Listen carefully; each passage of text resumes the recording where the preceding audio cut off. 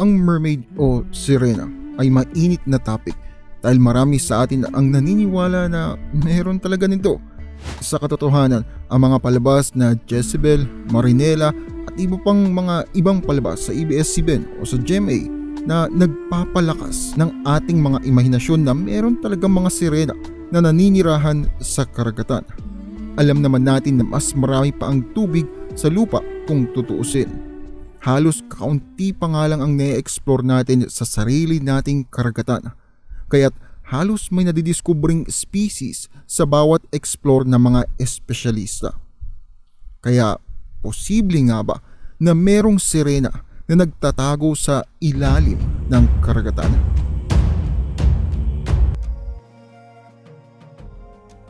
Kung titignan natin ang history, ang unang mermaid na nakita ay nakapinta sa isang kuweba noong late Paleolithic stage o noong Stone Age.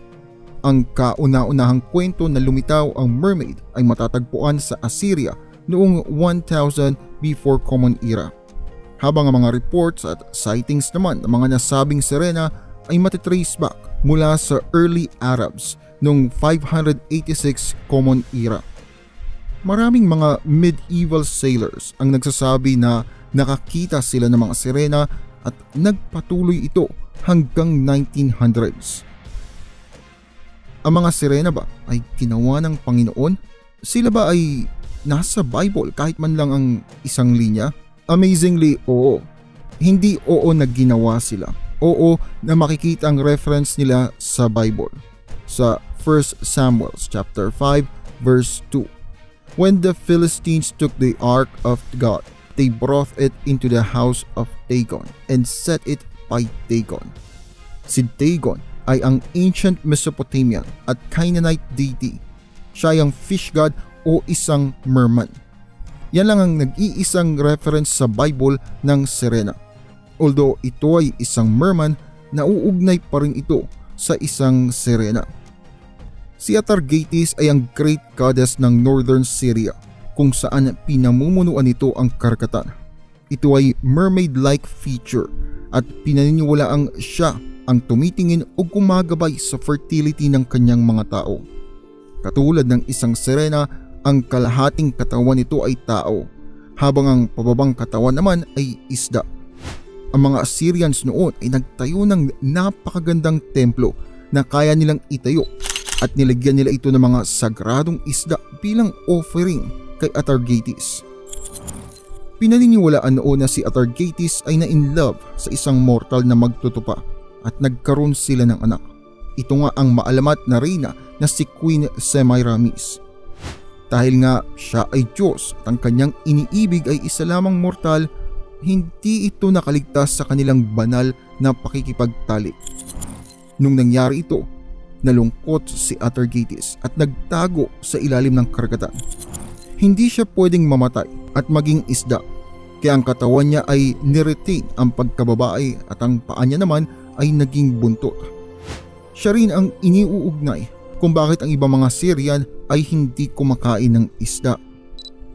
Ang kwentong ito ay na-adapt din at naging inspirasyon ng iba't ibang kultura, iba't ibang pangalan, iba't ibang kapangyarihan.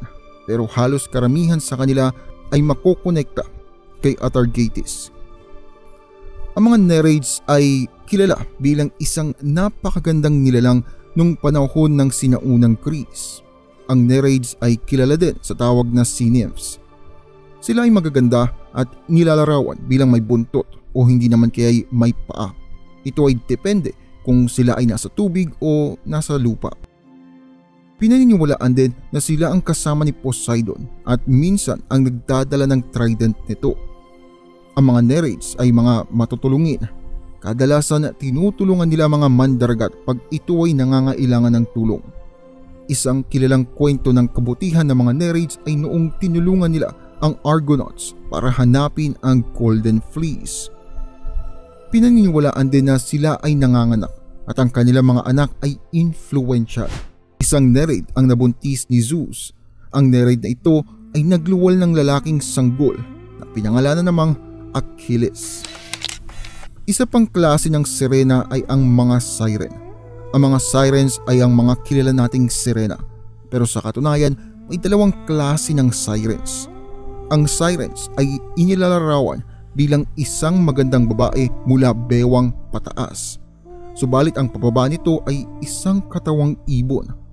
Ang mga sirens ay kumakanta para akitin ang mga mandargat na pumunta sa isang lugar kung saan ang mga barko ay matidisgrasya dahil sasalpok ito sa bato o hindi naman kaya sa isang alon. Kapag ang mga sirens ay nagtagumpay sa kanilang pag-aakit at nag-crash nga ang barko, ang mga ito ay magliliparan papunta sa mga biktima at kakainin nila ang mga ito. May mga ibang kwento rin na matapos nilang patayin ang mga mandaragat ay umaalis na mga ito. Syempre nga naman, anong gagawin nila doon, di ba? Ang pangalawang klase ng sirens, well, ito na nga yung kilala nating sirena. Ito rin ang kilala sa mermaid mythology na lumaganap sa ancient Greece. Hindi katulad ng mga nereids, ang mga sirenang ito ay malulupit. Katulad din ng kamag-anak nila na kalahating ibon, kalahating tao na sirens, pinaniniwalaan na sila ay mayroong magagandang boses na kayang umakit sa mga mandaragat. Ang mga sirens ay pinaniniwalaang nagdadala ng kamalasan at sa bawat madadaanan nito, kasunod ay ang kamatayan.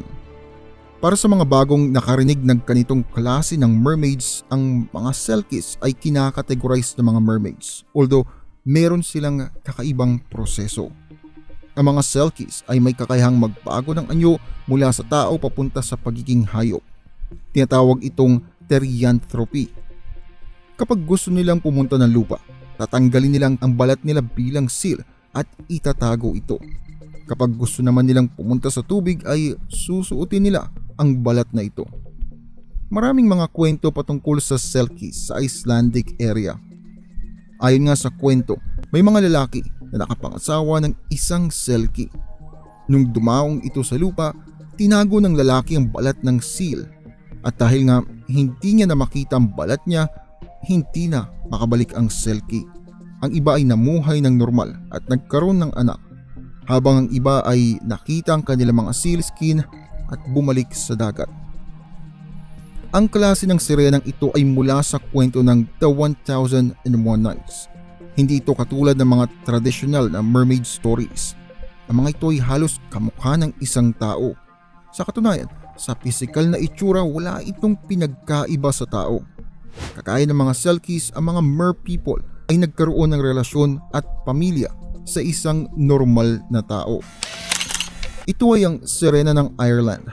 Ang mga ito ay may kakayahang lumangoy sa kailaliman ng dagat dahil sa espesyal nilang sombrero na nakasuot sa kanila. Ang cap na ito ay tinatawag na Cohulin Druid at ang kulay nito ay pula. May ibang nagsasabi na ang kulay nito raw ay kumikinang nakakulay ng balat ng isang salmon. Ang mga dalagang mero ay sobrang ganda. Sa katunayan, maraming nagsasabing perpekto ang mga ito dahil sa kanilang appearance. Inilalarawan sila bilang isang tradisyonal na mga mermaid, kung saan meron itong berdeng buhok at may palikpik sa kanilang mga paa at pati na rin mga kamay. Sinasabi din na ang mga ito ay mababait sa mga tao at masyadong nagiging malapit sa mga lalaking tao. Kapag sila ay nagkaroon ng relasyon sa isang normal na tao, ang mga meros ay tinatago ang kanilang mga sombrero o yung Cohulin Druid nga. Kapag ito ay hindi sinunod ng isang mero, darating ang panahon na gugustuhin niyang bumalik sa dagat. Sightings. Noong mid-16th century, ang French naturalist na si Guillaume Rondelet ay nakakuha ng dalawang specimen na kamukha ng religious persons. Ito nga ang monk at ang bishop. Ayon sa Encyclopedia Metropolitana of 1887, pinangalanan ng mga ito na si monk at si bishop.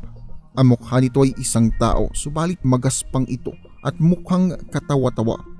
Ang kanyang ulo ay makinis at walang buhok. Meron itong isang hood na katulad sa isang monghe, habang ang ibabang parte naman ay may buntot. Ang bishop fish naman ay nababalot ng isang kasuotan na parang katulad sa isang bishop. Dinala mga ito sa hari ng Poland at diniklara ng hari na ibalik ang mga ito sa dagat at palayain. Si John Smith ay nakakita din ng sirena sa Newfoundland noong 1614.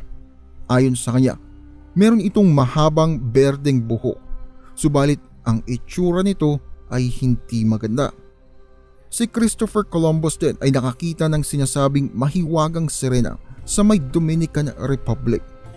Ayon sa dokumento nito, bago sila umalis papuntang Rio del Oro, nakakita siya ng 3 sirena na lumutang mula sa dagat.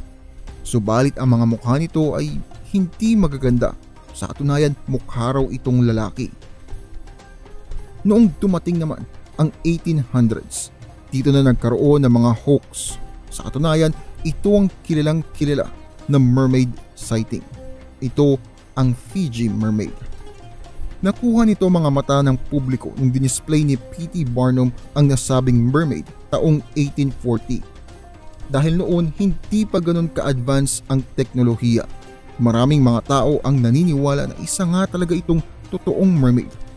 Kahit na ang itsura nito ay kakaiba sa mga kinikwento ng mga sirena.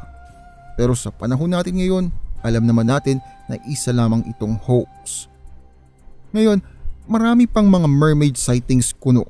Sa katunayan, dito lamang 2012, ang Animal Planet ay nag-release ng isang special na bumulabog naman sa natutulog na damdamin ng mga tao. Ito ay ang Mermaids, the Body Founds.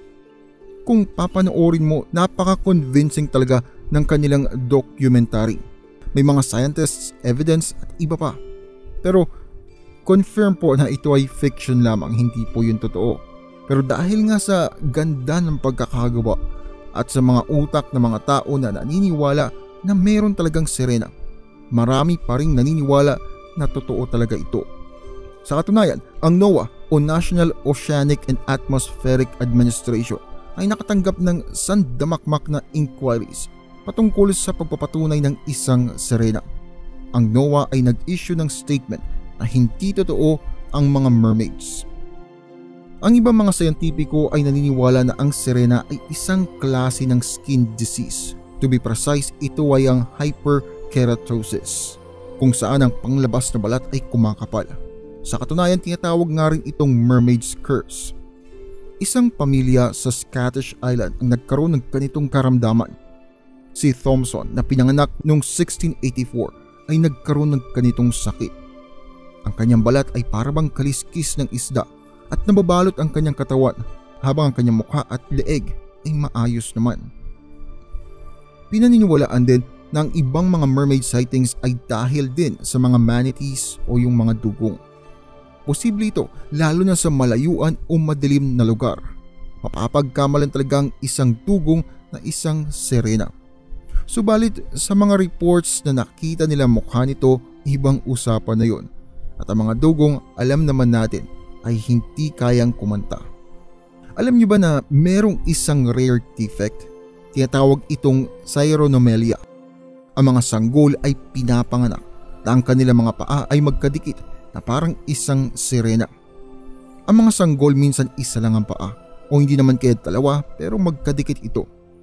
Hindi alam ng mga siyentipiko kung bakit ito nangyayari, pero pinaniniwalaan na ang environment at ang genetic ang naglalarong factor sa rare defect na ito. Ang sakit na ito ay kadalasang nangyayari sa mga lalaki kumpara sa mga babae. Sa katunayan, ang ratio nito ay 2.7/1. Ang 2.7 ay ang mga lalaki.